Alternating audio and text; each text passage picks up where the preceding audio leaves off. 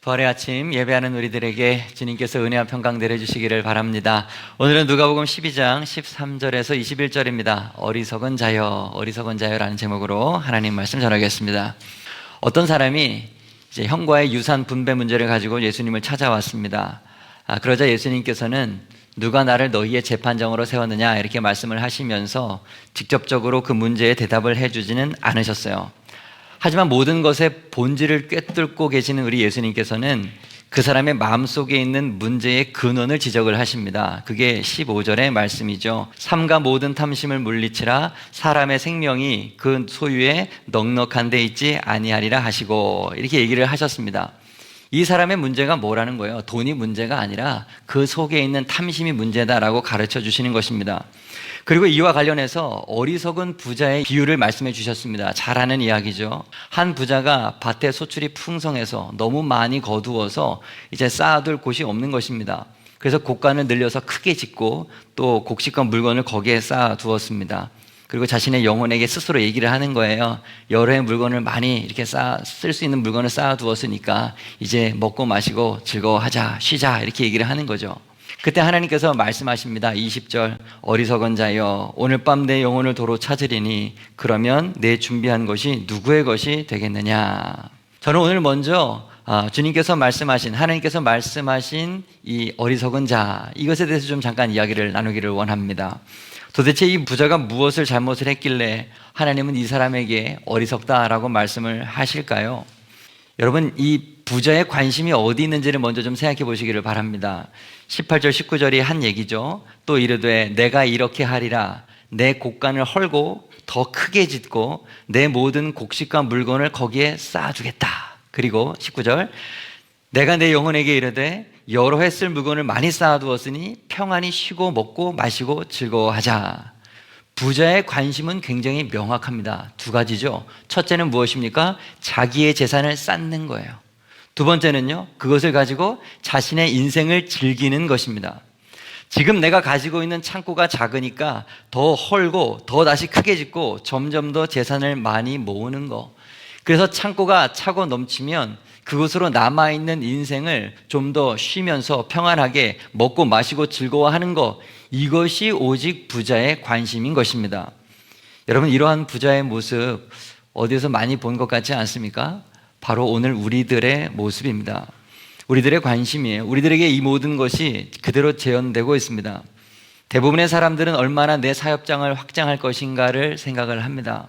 연 매출은 얼마나 올릴 것인가, 종업원은 얼마나 고용을 할 것인가, 내가 어느 지위에 올라가야 내가 출세를 하게 되는지, 내가 어디에 투자를 해야 하는지, 아이들은 어느 학교에 들어가야 장래가 보장이 되는지, 어디에 가게를 차리고 어디에 땅을 사야 내가 돈을 버는지, 우리의 대화의 주제, 우리의 관심의 초점은 모두가 다 이러한 물질에 있습니다. 사실 교회도 마찬가지죠. 성도의 숫자가 몇 명이냐 되는지, 1년 예산이 얼마나 되는지, 교회가 건물은 가지고 있는지, 교회의 규모와 교회의 외형적인 곳에 우리의 관심을 자꾸 쏟습니다. 예수님을 믿으면서도 그러는 거예요. 예수님을 믿으면서도 나도 모르게 내 관심이 자꾸 외형적인 것에, 크기에, 거기에 물질에 초점을 맞추고 정신과 영혼보다는 외적인 것에 자꾸 에너지를 쏟을 때가 많이 있습니다. 예수님께서 말씀하신 부자는 멀리 있는 어떤 사람이 아닙니다. 바로 오늘 우리들을 말하고 있는 것입니다. 집에 돌아가서 일주일 동안 부부가 뭐라고 이야기하는지, 부부의 대화 속의 주제는 무엇인지를 좀 생각해 보시기를 바랍니다. 가정에서 무엇을 가장 많이 이야기 나누고 있는지를 한번 생각해 보시기를 바랍니다. 우리의 영혼과 관련된 영적인 이야기인지 아니면 물질에 관한 것인지 잘 점검해 보실 수 있기를 바랍니다. 오늘 부자의 입술에서는 영적인 이야기가 하나도 없습니다. 내 곡간을 헐고 더 크게 짓고 내 모든 곡식과 물건을 거기 쌓아두리라. 물건을 쌓는 것과 인생을 즐기는 것, 이 두 가지에 초점이 맞춰져 있습니다. 이게 바로 부자의 인생의 목표, 삶의 이유였던 것이죠. 재미있는 것은 19절을 보면 부자가 영혼이라고 하는 단어를 말한다라고 하는 것입니다. 내 영혼에게 이르되 내 영혼아, 자기 자신을 영혼이라고 부르고 있어요. 그런데 영혼을 잘못 알고 있어요. 영혼도 육적으로 이해를 하고 있습니다. 물건을 많이 쌓아두면 영혼이 평온할 수 있다고 생각을 하고 있어요. 물질이 많으면 영혼이 쉴 수 있다고 말합니다. 먹을 음식, 마실 것이 많이 있으면 영혼이 즐거워할 수 있다고 생각을 하고 있습니다. 영에 대한 개념이 조금도 없는 거예요. 이게 바로 부자의 영적인 상태였던 것입니다. 신앙생활을 하는 우리도 이럴 수 있다는 사실이 더 우리의 충격입니다. 무엇이 우리의 영혼을 위한 일인지 모릅니다. 사랑하는 여러분, 저는 오늘 여러분들에게 이것을 분명히 말씀드리기를 원합니다. 물질을 쌓는 것, 인생을 즐기는 것, 그것은 영혼을 위한 일이 아닙니다. 오늘 본문에서 주님은 그것을 분명히 탐심이라고 지적을 해 주셨습니다. 탐심은 죄죠. 영혼을 위하는 것이 아니라 오히려 영혼을 죽이는 것, 죄라고 말씀하십니다. 야고보서 1장 15절, 욕심이 잉태한 즉 죄를 낳고 죄가 장성한 즉 사망을 낳느니라. 골로새서 3장 5절, 그러므로 땅에 있는 지체를 죽이라. 곧 음란과 부정과 사욕과 악한 정욕과 탐심이니 탐심은 우상 숭배니라. 마음에 탐심이 있으면 내 영혼이 죽는 것뿐만 아니라 우리가 믿고 있는 하나님도 온전하게 섬길 수가 없습니다. 그 마음에 거대한 우상이 자리 잡고 있기 때문에 그렇습니다.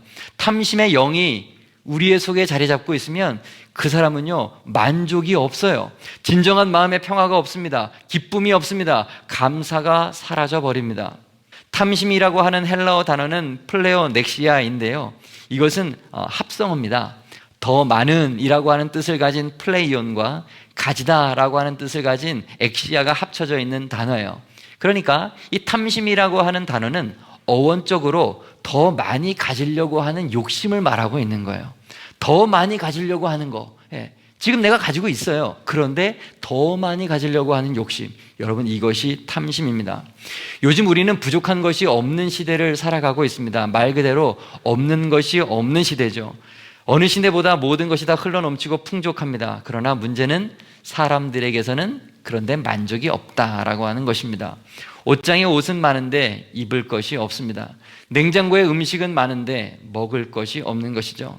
내가 원하는 대로 다 채워져야 하는데 탐심이 있기 때문에 있음에도 불구하고 더 많이 채워지고 또 채워야 되기 때문에 밑 빠진 독에 물 붓기인 것이죠. 채우고 채워도 아무리 채워도 채워지지 않는 것입니다. 만족이 없고 불만만 가득합니다. 사랑하는 여러분, 우리 안에 만족이 없는 것은 모자라서가 아니라 탐심 때문에 그러는 거예요.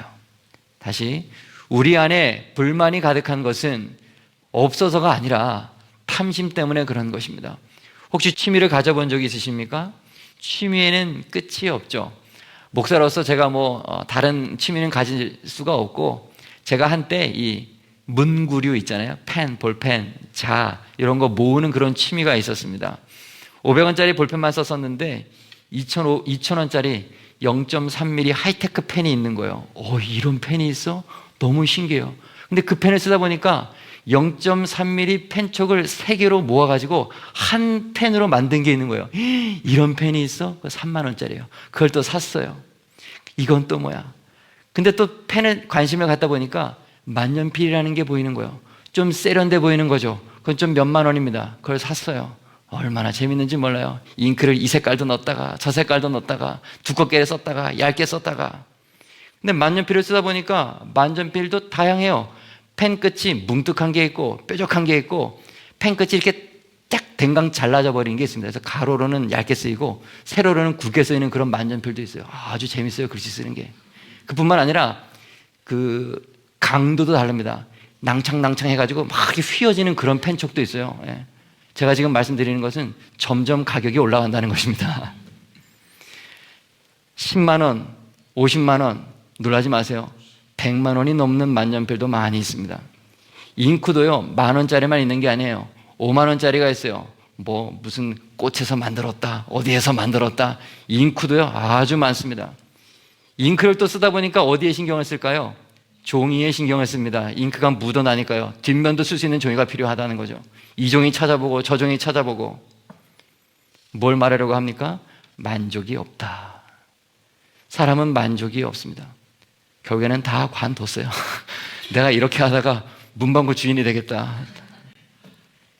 열왕기상 21장에 보면 나봇의 포도원 이야기가 기록이 되어져 있습니다. 북이스라엘의 아합 왕이 왕궁 가까이에 아주 좋은 포도원이 있는데 그것이 주인이 있는 나봇의 포도원이었던 거예요. 탐심에 사로잡힌 아합이 결국 어떻게 합니까? 이세벨의 계략을 술수를 통해서 나봇을 결국 죽이고 그 포도원을 자기의 것으로 빼앗죠. 여러분, 한 나라의 왕이라도 탐심을 이기지 못하는 거예요. 그렇게 모든 것을 가진 왕도 탐심을 이기지 못하고 또 다른 것을 갖고 싶어 하는 것입니다. 그러므로 여러분, 우리는 탐심을 물리치고 제거해야 합니다. 갈라디아서 5장 24절, 그리스도 예수의 사람들은 육체와 함께 그 정욕과 탐심을 십자가에 못 박았느니라. 탐심을 십자가에 못 박는 여러분이 되기를 바랍니다. 그렇다면 어떻게 하면 우리가 이 물질적인 탐심을 십자가에 못 박을 수가 있을까요? 오늘 예수님께서 비유로 말씀하신 이 이야기에서 힌트를 찾을 수가 있습니다. 하나님께서 어리석은 부자에게 한 말씀이 뭡니까? 20절에 보니까 어리석은 자여 오늘 밤에 내 영혼을 도로 찾겠다, 이런 얘기를 하십니다. 하나님은요, 지금 이 부자에게 죽음에 대해서 이야기하고 있는 거예요. 너 지금 이 세상에서만 살 거라고 생각하는 거냐? 아니다, 죽음이라는 것이 있다라고 얘기하는 거죠. 그리고 뭐라고 말합니까? 그러면 내 준비한 것이 누구의 것이 되겠느냐라고 하면서 그 이후에는 영혼에 대해서도 말씀을 하시는 것입니다. 영적인 세상에 대해서 이야기를 하는 거죠. 죽음에 대해서, 영혼에 대해서. 내가 지금 목숨 걸고 있는 이 물질 세상에만 목을 매지 말고 또 다른 세상이 있다라고 하는 것을 말씀하시면서 그 부자를 깨우쳐주고 계시는 것입니다. 사랑하는 여러분, 이러한 하나님의 음성을 오늘 우리도 들어야 하는 것입니다. 오늘 밤에 내 영혼을 도로 찾으리니 그러면 내 준비한 것이 누구의 것이 되겠느냐? 하나님의 음성 듣기를 바랍니다.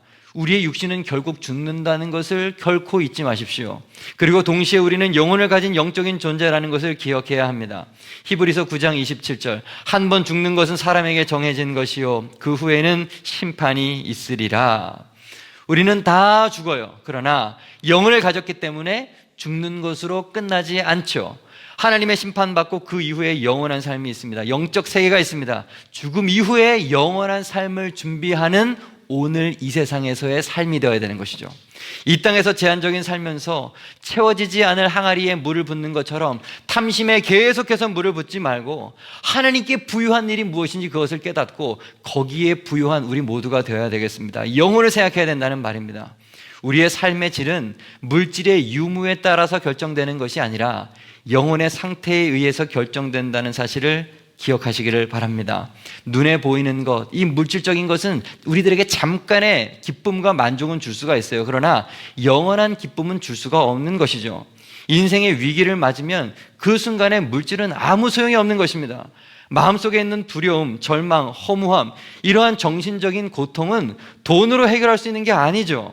영원한 만족, 영원한 기쁨, 그것은 오직 영혼이 부유한 사람의 것입니다. 영혼에 관심을 갖고 영혼을 지속적으로 가꾸는 사람이 될 수 있기를 바랍니다. 그런 사람은 시간이 갈수록 안정감을 갖게 되고 견고해집니다. 웬만한 일이 있어도 그런 사람은, 영혼이 강건한 사람은 흔들리지를 않습니다. 가진 것이 있든지 없든지, 그가 하는 일이 잘 되든지 그렇지 않든지 하나님 안에서 누리는 평안함이 있는 것입니다.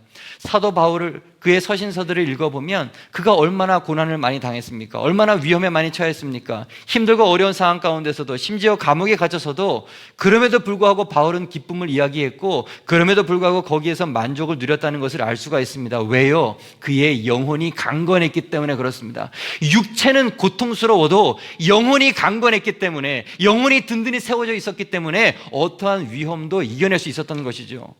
우리의 육체는 세월이 가면 쇠잔해집니다. 그러나 영혼은 반대여야 합니다. 시간이 갈수록 강건해지는 우리의 영혼이 되기를 바랍니다. 고린도후서 4장 16절, 그러므로 우리가 낙심하지 아니하노니 우리의 겉사람은 낡아지나 우리의 속사람은 날로 새로워지도다. 아멘. 그러므로 여러분, 우리의 관심을 영혼의 불을 축적하는 일에 두어야 하는 것입니다. 오늘 본문에서 예수님은 말씀하시는 거예요. 축복된 삶은 물질의 부요함이 아니라 영혼의 부요함에서 온다라고 얘기하시는 거예요.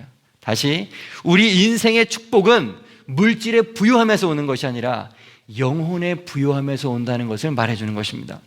여러분, 영혼의 부를 축적하는 일은 쉽게 이루어지는 것이 아닙니다. 지속적으로, 그리고 체계적으로 경건에 이르는 훈련을 꾸준히 해야 되는 것입니다. 디모데전서 4장 8절, 육체의 연단은 약간의 유익이 있으나 경건은 범사에 유익하니 금생과 내생의 약속이 있느니라. 우리가 건강하기 위하여 육체를 단련하듯이 영혼을 단련할 수 있는 하나님의 사람들이 다 되어야 합니다. 디모데전서 4장 15절 16절, 이 모든 일에 전심전력하여 너의 성숙함을 모든 사람에게 나타나게 하라. 내가 내 자신과 가르침을 살펴 이 일을 계속하라. 이것을 행함으로 내 자신과 내게 듣는 자를 구원하리라. 영적인 성숙을 위해서 말씀을 듣는 것과 말하는 것과 가르치는 일에 힘써서 전념하라 라고 사도 바울이 지금 디모데에게 노력할 것을 권면하고 있는 말씀인 것입니다. 여러분은 영혼의 건강을 위해서 무엇을 하고 계십니까? 여러분의 영혼을 건강 점검하듯이 점검하는 여러분이 되어야 한다는 말입니다. 나이가 들수록 건강검진하듯이 우리는 우리의 영적인 상태를 들여보는 일에 힘써야 합니다. 시끄럽고 분주한 상황 속에서는 우리는 절대로 우리의 영혼을 점검할 수가 없습니다. 의도적으로 세상과 단절하고 하나님과 나와 은밀한 지성소로 들어가야 합니다. 하나님 앞에서 고요하게 침묵으로 머무는 시간이 있어야 됩니다.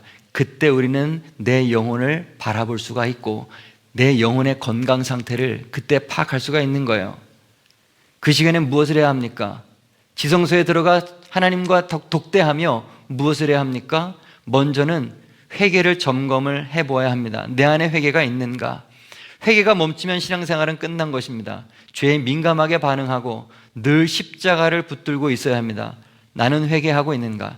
영혼의 상태를 진단하는 첫 번째 계기판이 회개의 계기판입니다. 두 번째 확인해야 될 것은 감사로 확인해야 합니다. 감사는 믿음의 척도죠. 작은 일에 감사할 수 있다면 그 사람의 영혼은 강건한 것입니다. 감사할 것도 많은데 오히려 불평만 하는 사람들이 있잖아요. 그죠? 영혼에 무언가 질병이 생긴 것입니다. 세 번째로 우리의 영혼에 용서가 있는지, 용서하는 마음이 있는지를 점검해야 합니다. 인간관계에서 자주 갈등이 일어난다면 그 사람은 영혼에 뭔가 문제가 있는 거예요. 여기서도 사람 때문에 문제가 일어나고 저기에서도 사람 때문에 문제가 일어나면 그 사람들이 문제가 아니라 내가 문제일 수 있는 것이죠. 내려놓고 용서해야 합니다. 용서해야 영혼이 자유를 얻습니다. 모든 사람과의 관계에서 자유를 누린다면 그 사람은 영혼이 강건한 사람인 것이죠. 마지막으로 말씀 묵상이 습관화되어 있는지를 돌아보아야 합니다. 말씀은 영혼의 양식이라고 하였죠. 말씀이 없으면 영혼은 아사 상태에 빠집니다. 살이 잘 찌는 사람이 있죠. 잘 먹으니까 살 찌는 거예요. 그죠? 마찬가지입니다. 말씀을 잘 먹어야 영혼이 살 찌는 거예요. 야식으로 치킨 먹지 말고 말씀을 먹으세요. 말씀을 먹으세요. 육만 살찌려고 하지 말고 영혼에 살찌란 말이에요. 한때 성령 받은 것으로 평생을 살 수가 없습니다. 매일 말씀을 먹어야 우리는 건강하게 살찔 수가 있는 거예요. 물질을 쌓고 인생을 즐기는 일에만 삶의 목적을 두지 마십시오. 탐심은 내 영혼을 죽이고 우리를 정말로 초라하게 만듭니다. 영혼의 불을 축적하기 위해서 계속 노력하고 경건에 이르는 훈련을 부단히도 애쓰시기를 바랍니다. 우리 인생의 위기가 한순간에 막 찾아오죠. 영혼이 건강하지 못하면 그럴 때 다 한 방에 무너지는 거예요. 영혼이 부요해야 합니다. 별것 아닌 것 같은데 무너지는 신앙인들을 주변에서 자주 볼 수 있을 것입니다. 영혼이 약해서 그런 거죠.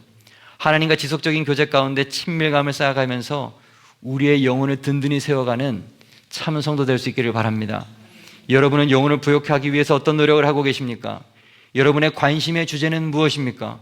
무엇을 위하여 어디를 향하여 달려가고 있습니까? 무엇에 투자를 하기 위해 힘쓰고 계십니까? 이 아침 다시 한번 확인할 수 있기를 바랍니다. 탐심에 사로잡히지 않은 건강한 영혼을 소유한 믿음의 사람 되시기를 주님의 이름으로 축복합니다.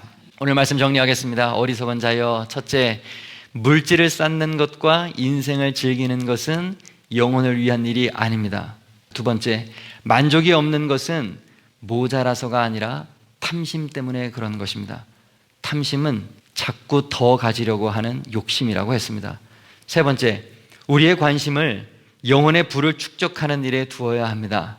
영혼이 살찌는 하나님 보시기에 건강한 참 성도 되기를 다시 한번 축복합니다. 기도하겠습니다.